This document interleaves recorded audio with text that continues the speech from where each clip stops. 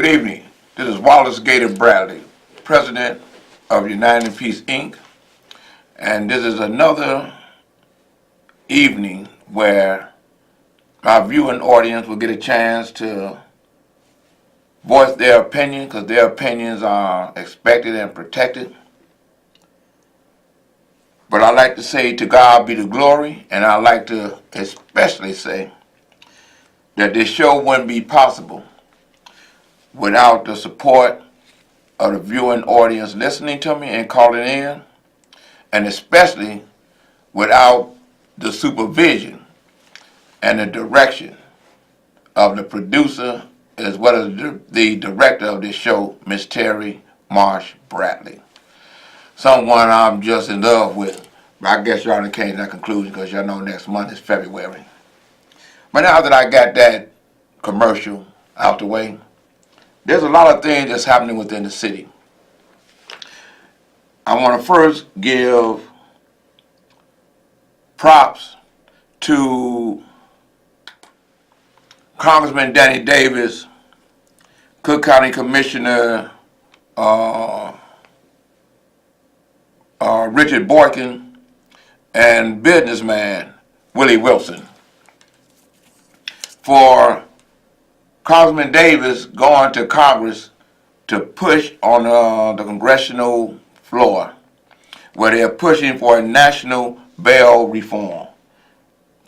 That's key. That means a lot to our community because it has been brought to everyone's attention that a lot of the individuals who are incarcerated, they can't make bail for as little as $100. So therefore, they may end up staying in there for about 2 to 3 months because they can't make bail for $100 for a misdemeanor. And therefore, it costs the taxpayers, I believe it's about $1,600 a day to house and feed an inmate in the county jail, just for an individual to be there for $100. So hey, Congressman Danny Davis, I know the viewing audience just saw his show before mine. I want to say hooray, hooray, hooray.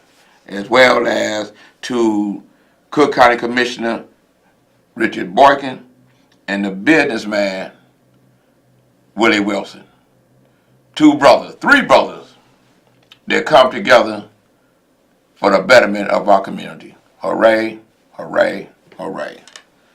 Well, everybody now, the Inspector General of the state of Illinois has come to the conclusion that State Senator Silverstein did not harass the women. So I guess the Me Too people can leave him alone now, and hopefully the women will vote for him. But hey, the Inspector General come back during the ethics investigation and said that he did no such thing. He said that he may have behaved in an unbecoming manner, but he didn't sexually harass the women. They said he had harassed them. Well, that may be a blessing for him because everybody else that Me Too went after, they end up losing their job, they end up resigning from political office, public practice. So I don't know whether to say hooray, hooray, hooray. I just want to say good luck to you. Evidently, the Inspector General said you shouldn't be punished like everyone else. With that being said, let me let you know how to get in touch with Wallace Gator Bradley, United Peace, Inc.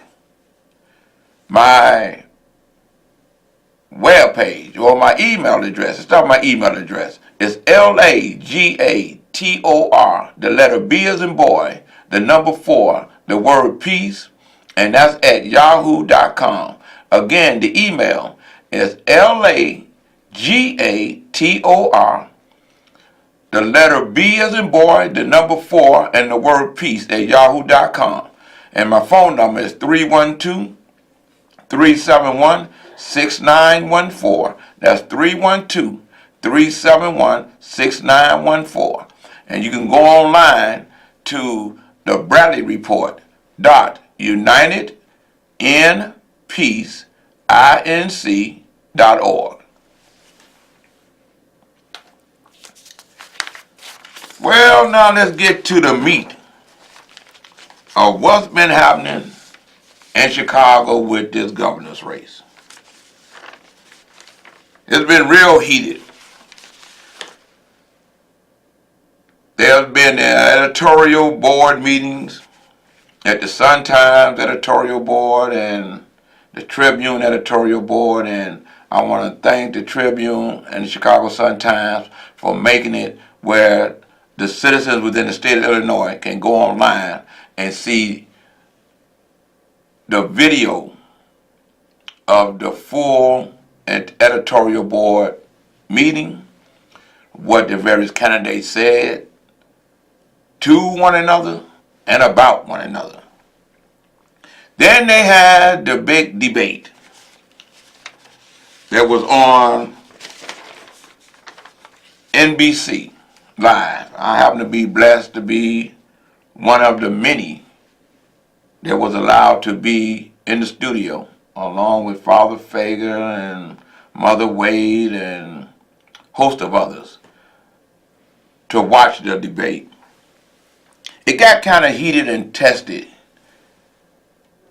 when you see Blitz going at Pritzker by saying that Pritzker would be controlled by Michael Madigan, and Pritzker had to come back and let Bitts, Senator Bitts, State Senator Bitts, know that, hey, you was with Michael Madigan. Was he controlling you? Is what he asked. Call, I see you on the phone.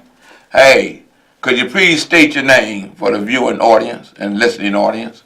And could you voice your opinion? I sure can. How you doing, my friend, Mr. Bradley? This is Ray. Hey, Ray, how you doing, sir? Oh, great. Thank you. You know what? All these people getting in trouble because of sexual harassment, you know how you stop that? I'm going to tell you. If they're proven they're lying, then they should go to jail for the time that they would have given the man. Put their rear end in jail, and I bet you all this falsehoods would stop. And second, hey, Ray, on that note, that's what I love about this show. You definitely entitled to your opinion. And one thing that you're saying that is the truth.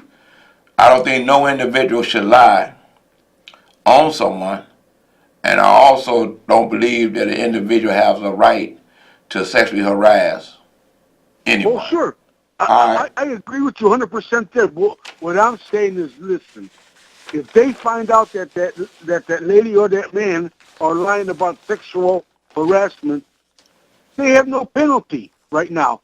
You got to penalize them somehow, and some of the stuff would stop. But, you're right. You're right, Ray. So I got another caller about to come on. But Ray, let me leave this with you.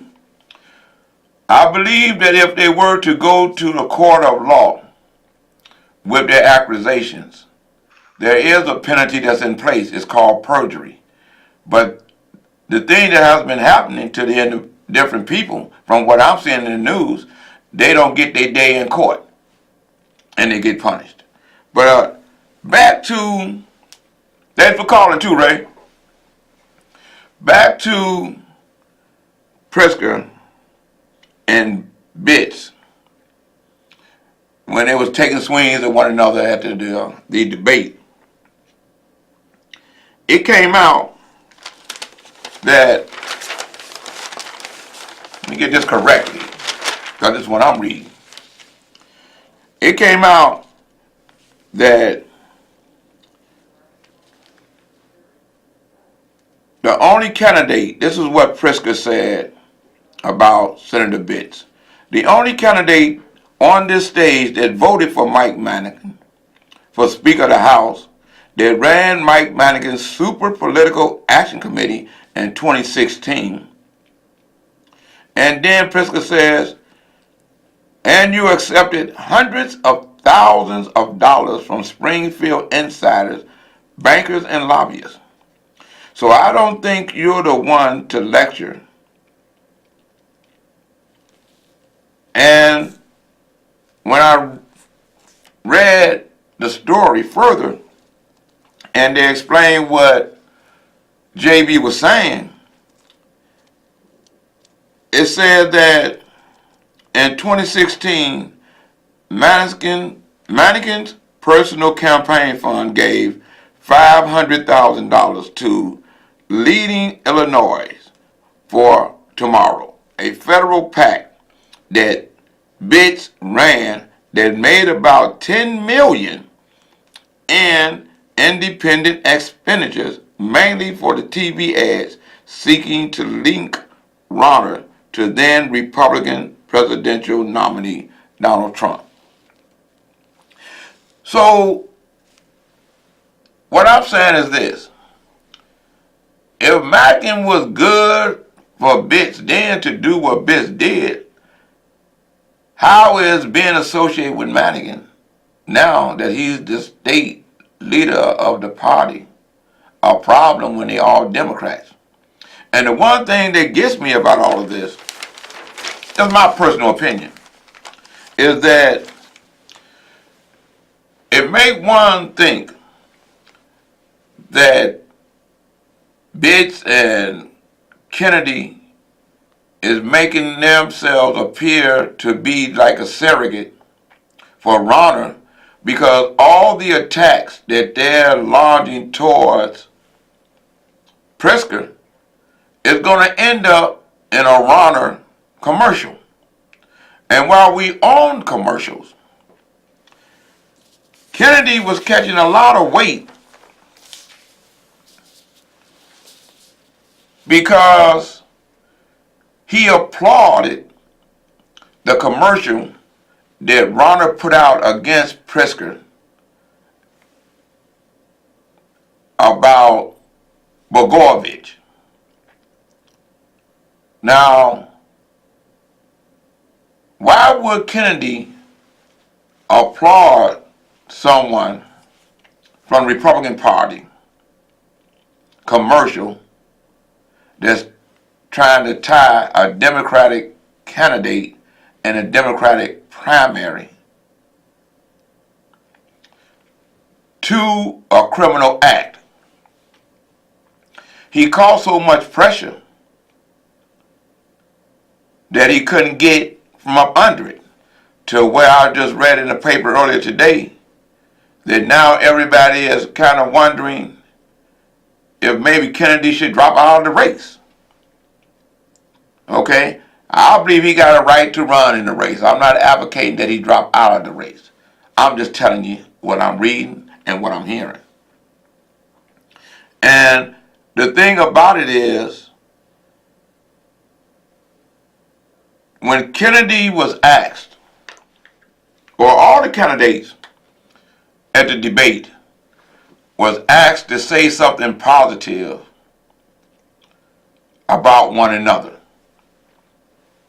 And when it came time for Kennedy to say something positive about Pritzker, he said he could find nothing, pretty much. And it's hard to say anything positive about J.B. Pritzker.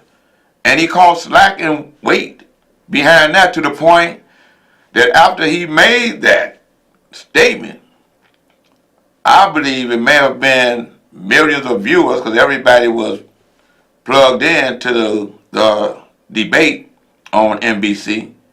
It was streamed live. Then he was forced to apologize to what he said to Pritzker, when everybody looked at him like, man, how is it you couldn't find nothing positive about this man when there's some positive things that he did do, and JB found something positive to say about Kennedy. So I hope this campaign don't get any uglier than from the editorial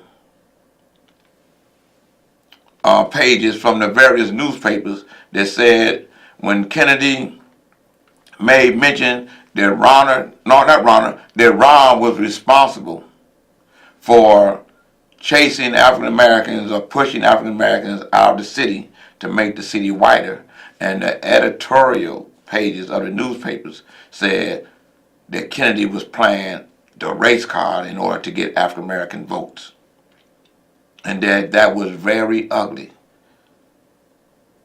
So that's 3 strikes. So I'm just saying, I hope it don't get any uglier. But now let's get to what's happening in the city of Chicago. With the city being held responsible for the settlement of all these cases. And the reason the city is being responsible is because the law department, that's right, the law department keep getting sanctioned. The law department keep getting sanctioned because they be withholding evidence or documents within the settlements or within the different suits. Case in point, let me be plain with this. During a civil suit, there's a thing called discovery, where the plaintiff is trying to get information and the defendant is trying to get information. In the case of the civil suits against the city is the defendant. So the plaintiff keep asking for information. And then the judge found out that the city did not give the information to the plaintiff. And then because of that, they have to hurry up and settle because they got caught. Where the city has been sanctioned more than 8 times.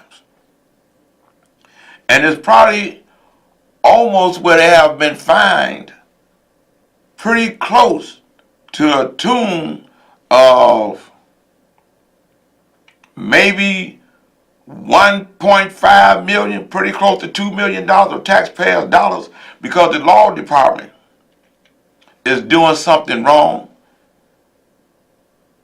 That's a shame. They're hiring private law firms to take these cases, and all those private law firms care about is building the city to pay outrageous rates for like $300 to maybe $400 an hour on cases they know that they can't defend. One of the cases that I'll ask my viewing audience to call City Hall or to call their aldermen, to have their aldermen to ask about what is happening with the Mark Maxson civil suit. Okay, that's the brother that was locked up for 24 years that was freed. The DNA come out that somebody else had committed the murder of the little baby. He ended up, Mark Maxson get freed. He get a certificate of innocence. The state just gave him $220,000 because he was locked up that long. Okay, he's free. The individual who has confessed to the FBI and the state's attorney, and even wrote letters to Mark Maxson saying he was sorry, and wrote a letter to the victim's family saying that he was sorry. I don't know if Mark received a letter or the victim's family received a letter, but I do know it's public information. It was in the newspaper stories. The state's attorney let it be known publicly when they charge the individual with committing a crime against the baby. And that's why they freed Mark Maxson. So I'm saying, we need to find out, help the mayor, because the mayor may not know what's happening. So sometimes ask the question. And he can check his department and say, hey, what is happening with this case? Because it's my understanding that they trying to get some documents from the city. And I hope the city is not withholding those documents in that case, or you're going to see what I just showed you happen again and again. And these are federal judges that saying that they are fed up with the law department keep doing these nefarious things by not giving the documents that's being requested and that's asked for. Okay? In this case, the City Hall has settled yet another lawsuit over alleged police wrongdoing following claims of misconduct by its law department. It did so less than a week after a federal judge asked its lawyers to explain what they were doing to correct this problem. They've been doing it so much that another federal judge has to ask them, why aren't y'all correcting this problem? It keep happening, it keep happening, it keep happening, and it make the federal courts feel, or the judges feel, that the city law department feel like nothing can be done to them because none of the money is coming out of their pockets. It's coming out of the city's coffers, which is taxpayers' dollars, where they still have to pay the suit, settle the suit. The settlement for a so far undisclosed sum was announced in the U.S. District Judge Rebecca Paul-Meyer's courtroom Thursday. This was yesterday. It scuttled an upcoming civil trial over the August 2015 shooting by police of a young guy by the name, I don't want to mess his name up, so I'm just going to say Mr. Evans. Just last month, the city settled a civil case involving ex-cop Joseph Fergalling after critical evidence came to light well after the trial began. That ended up with being what they had to, I believe, had to settle for about $33 million because the city's attorneys didn't give the information that was demanded in discovery. Okay? And it goes on and on and on. The evidence, including a video of past misconduct and citizen complaints, revolved around Officer William Salvador. Then last week, Evans' lawyers accused city lawyers, Matthew Hurd, his name is being heard a lot. Matthew Hurd used to work for the law department. Okay, he was employed by the city. Then he joined the Hale law firm in order to be paid by the law department and the city. It's Matthew Hurd's name again. Okay? And Scott Cohen, who is with the law department. He worked for the law department. And the thing that gets me, Scott Cohen, who works for the city's law department, told the judge that he didn't even remember that he had defended this police officer and another civil suit, to the point the judge said, how can you stand in my courtroom and say you don't even know who your clients are? So this ain't Gator complaining. This Gator asking y'all to find out what is happening with the Mark Maxson case. Call and have them ask the law department. Call your alderman. You got a right to do that. Call your mayor. You got a right to do that. And with that, I want to say, if you don't know, it's because you don't ask. And Gator going to tell you what he know, because you can voice your opinion on this show. To God be the glory. Thank you.